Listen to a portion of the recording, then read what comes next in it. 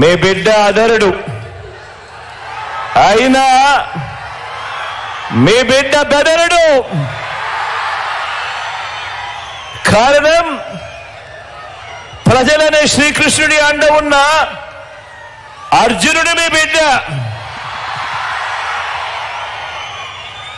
చేసిన మంచి మీద ఆ దేవుడి మీద నమ్మకం ఉంది కాబట్టి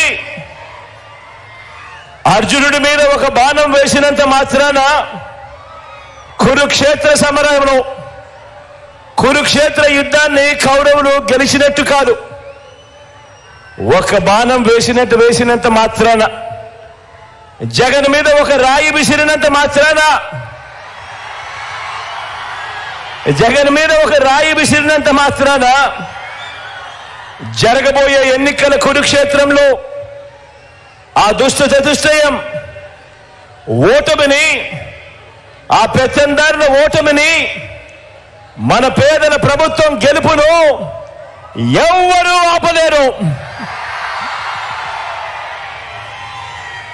ఇలాంటి దాడుల వల్ల నా సంకల్పం చెక్కు చెదరదు. పైగా ఈ స్థాయికి వీరు దిగజారారు అనంటే దాని అర్థం ఏమిటి? ఈ స్థాయికి వారు దిగజారారు అనంటే దాని అర్థం ఏమిటి?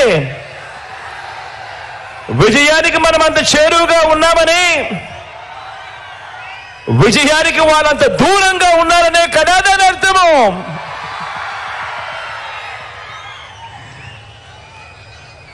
అందుకే చెప్తా ఉన్నా, ఈ తాటాకి చెప్పులకు నీ బిడ్డ అదరుడు, నీ బిడ్డ బెదరడు. మీకు సేవ చేయాలన్న నా సంకల్పం మరింత పెరుగుతుందే తప్ప ఏ కొంచెం కూడా వెనుకడుగు వేసే ప్రసక్తే లేదు.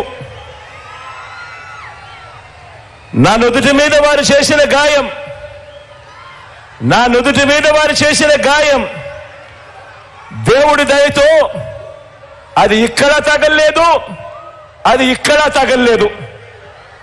అంటే దాని అర్థం దేవుడు మీ బిడ్డ విషయంలో ఇంకా పెద్ద స్క్రిప్టే రాశాడు అని చెప్పి దాని అర్థం.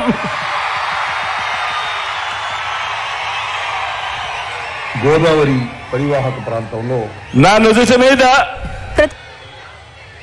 వారు చేసిన గాయం బహుశా 10 రోజుల్లో తగ్గిపోతుందేమో, కానీ పేదల ప్రయోజనాలకు చంద్రబాబు చేసిన గాయాలు, ఆయన పాలనలో ఆయన చేసిన గాయాలు, ఆ రైతులకైతేనేమి, ఆ అక్క చెల్లెమ్మలకైతేనేమి, ఆ నిరుద్యోగులకైతేనేమి, ఆ సామాజిక వర్గాలకైతేనేమి, ఆ చంద్రబాబు మోసాలతో అతలాకుతలమైన ఆ పేదల బతుకులు, చంద్రబాబు చేసిన మోసాలను, చంద్రబాబు చేసిన గాయాలను ఆ పేదలు ఎన్నడూ కూడా మర్చిపోయే ప్రసక్తే ఉండదు అని సందర్భంగా చెప్తా ఉన్నాడు. గాయపరచడం, మోసం చేయడం, కుట్రలు చేయడం చంద్రబాబు నైజమైతే, మీ ఇంటింటికి మంచి చేయడం మీ బిడ్డ నైజం అని చెప్పి కూడా ఈ సందర్భంగా గర్వంగా చెప్తా ఉన్నా.